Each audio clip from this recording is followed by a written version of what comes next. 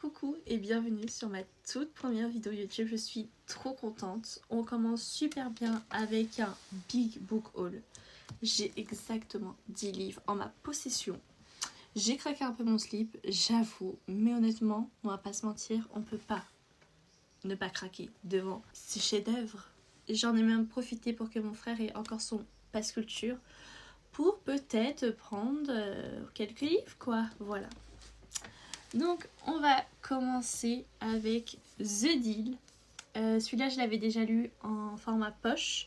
J'ai vendu mon livre sur Vinted et j'ai préféré racheter le collector qui est juste exceptionnel. Non, mais regardez-moi cette couverture, elle est incroyable, ce jaspage aussi.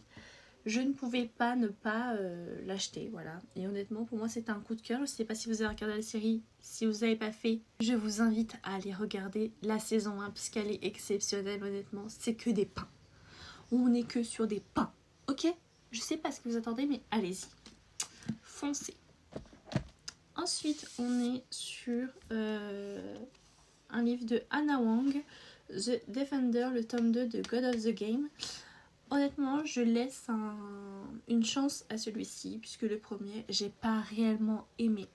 Enfin, pour moi, les 200 premières pages étaient très bien, mais alors après, je me suis ennuyée. Il y avait énormément de longueur. C'est pour ça que je laisse une chance à celui-ci, puisque déjà, on voit à l'épaisseur qu'il est beaucoup moins gros que le premier. Donc je pense que tout est regroupé. J'espère qu'il y aura beaucoup moins de longueur. On est sur un public averti. Alors attention, est-ce que vous lisez? Regardez les trigger warnings puisqu'on est sur une romance psychologique. Voilà. Ensuite, celui-ci, je l'ai découvert au Pass Culture, l'espace culture. C'est, je sais pas comment on le prononce, je suis désolée, Oak Ridge de Tamar Saborido. Voilà, donc c'est le tome 1. Je crois pas ne l'avoir vu passer, ou peut-être chez les éditions Plume du Web. En tout cas, on peut dire que la couverture est très jolie aussi. Voilà, très très jolie.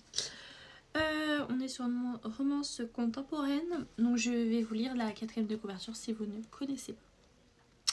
Féroce sur la glace, fier dans la victoire. Sur la glace, Asher Kingston ne doute jamais. Indispensable aux Black Hawks, il n'a qu'un seul objectif, remporter le championnat national universitaire de hockey. Mais son capitaine a été clair. Un seul faux pas et il peut dire adieu à son poste. Plus d'indiscipline, plus de coucherie, cette saison c'est sa dernière chance.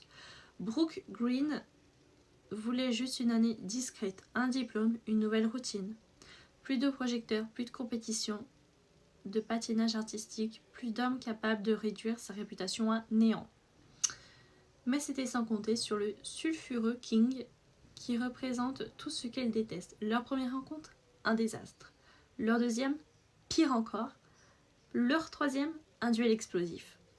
Où chaque regard, chaque mot attise bien plus que celle qui n'est prête à vouloir admettre. Elle veut l'ignorer, lui devrait en faire autant, mais certaines rencontres s'imposent comme une évidence. Entre ultimatum, blessures du passé et une attirance qui menace de tout détruire, ils vont devoir choisir garder leur distance ou tout envoyer valser. Bon, honnêtement, tout ce qui est des histoires d'hockey et tout, moi ça m'intéresse. Patinage artistique, j'adore. Donc je pense qu'on peut être sur une très très très belle histoire. Ensuite, Toxic, tome 2 de Joyce Keaton. On est sur un public averti, c'est le tome 2, je n'ai pas encore lu le tome 1 que j'avais acheté au Festival du Livre. J'ai acheté le deuxième puisque au moins j'en avais l'occasion et je me suis dit au moins c'est fait, je pourrais les enchaîner directement. Donc attention, on est sur une dark romance, il y a certainement des trigger warnings, faites très attention, est-ce que vous lisez? Ensuite, mais alors lui, mais on est sur Mariposa de Azraïd. J'étais au Festival du Livre juste pour lui. Malheureusement, j'étais le dimanche, je n'avais plus. Tout était parti. J'étais dégoûtée. Donc on est sur aussi un public averti, une dark romance. J'ai très très hâte de le lire, de le découvrir. J'ai adoré tous les livres de Azraïd. Valentina, c'est ma pépite, j'ai kiffé, donc je pense ne pas non plus être déçue sur Mariposa. Donc ensuite on est sur le deuxième tome de Vermelho. Je viens de terminer le tome 1, donc si vous voulez aller voir ma revue lecture sur Instagram ou sur TikTok, je vous les mets juste ici. Pour ceux qui ne connaissent pas, donc on va découvrir Red qui est un tueur à gages, il est envoyé au Brésil pour une mission. Le soir même quand il va arriver là-bas, il va passer la nuit avec une jolie brésilienne sans même savoir que le lendemain, il va apprendre que c'est sa cible à abattre. Véronica Ribeiro est la plus grande trafiquante d'armes du pays. Elle ne se laisse pas marcher dessus. C'est une girl boss. Elle a eu un passé atroce. Et quand les deux, Red et Véronica, vont devoir collaborer ensemble, je peux vous dire que ça va être très explosif. Il y a énormément de rebondissements dans ce livre. Donc là, j'ai hâte de lire le tome 2 pour découvrir la suite des événements. Ensuite, que j'ai vu passer, bien évidemment, sur les réseaux, sur Instagram, Raven de Evie Gray, de chez les éditions Adonia. J'ai très hâte, ça me donnait vraiment envie de lire. On est pareil, apparemment, Raven n'a jamais eu le choix. Fille du chef d'un réseau criminel, elle a grandi dans le luxe, tenue à l'écart d'un monde que son père réservait aux héritiers qu'il n'a jamais eu, jusqu'au jour où il décide qu'elle lui est enfin utile. Quand il l'envoie infiltrer une organisation rivale, Raven sait qu'elle joue sa vie, propulsée dans un univers brutal dont elle ignore les règles. Elle n'a d'autre choix que de s'adapter. Consciente que chaque faux pas peut la condamner, et Nate Ross pourrait bien être la faille qu'elle ne peut se permettre. Sous ses ordres, elle découvre un monde de sang, de loyauté et de secrets enfouis. Plus elle s'enfonce dans ce jeu dangereux, plus la situation lui échappe. Si la pire des trahisons n'était pas celle qu'elle doit commettre, mais celle d'un cœur qui a choisi l'ennemi. Attention, ce roman contient des scènes difficiles pour heurter la sensibilité des lecteurs. Alors encore une fois, attention, trigger warning, c'est pour un public averti. Écoutez, moi il me donne tellement envie. Pareil, la couverture est juste incroyable, exceptionnelle, elle est magnifique. J'adore le jaspage aussi, c'est waouh. Adonia et Plume du Web, ils nous font vraiment des couvertures trop beaux. Celui-ci, je l'ai complètement aussi découvert dans l'espace culturel.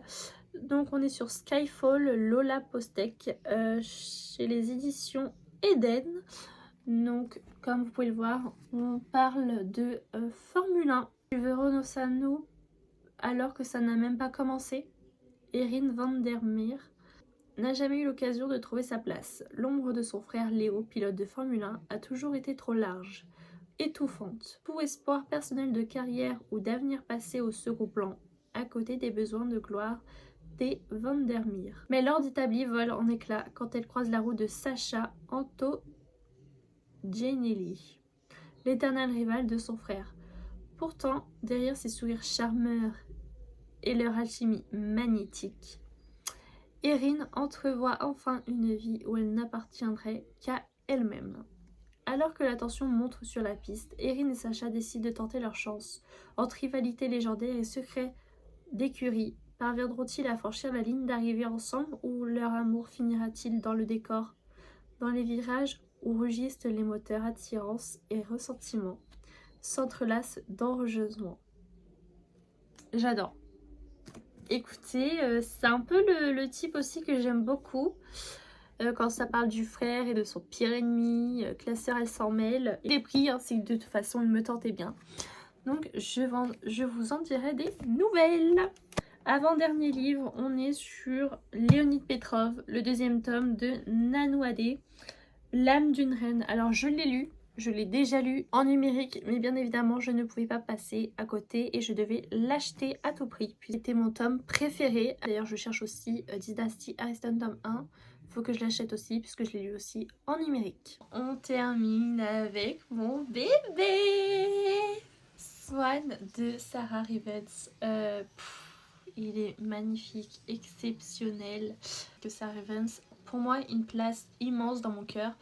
Puisque c'est grâce à ces livres captives que je suis entrée dans le book haul, que j'ai aimé lire et que j'ai voulu continuer. Donc pour moi, voilà, je ne peux pas passer À côté de ces sorties, j'ai lu Lexstone. Il faut aussi que j'aille acheter le tome 2 parce que je l'avais acheté en numérique, mais il me le faut dans ma bibliothèque.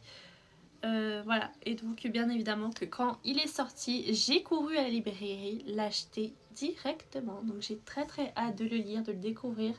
Il est magnifique aussi, regardez-moi ça. Exceptionnel. En tout cas, j'espère que cette vidéo vous aura plu. Combien vous avez acheté de livres ce mois-ci?